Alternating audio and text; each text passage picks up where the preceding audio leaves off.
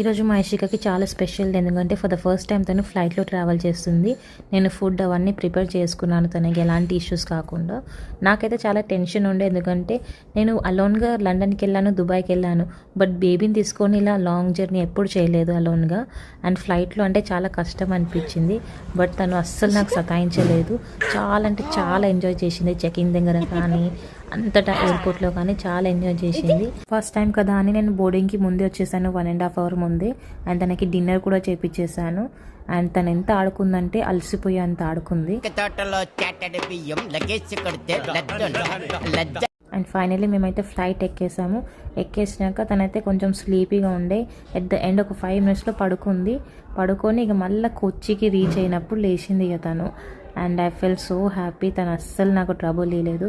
And మా అత్తయ్య, మామయ్య అండ్ మా ఆయన వచ్చారు పికప్కి. సో అలా నేను మా పాపది ఫస్ట్ ఫ్లైట్ జర్నీ కంప్లీట్ చేసి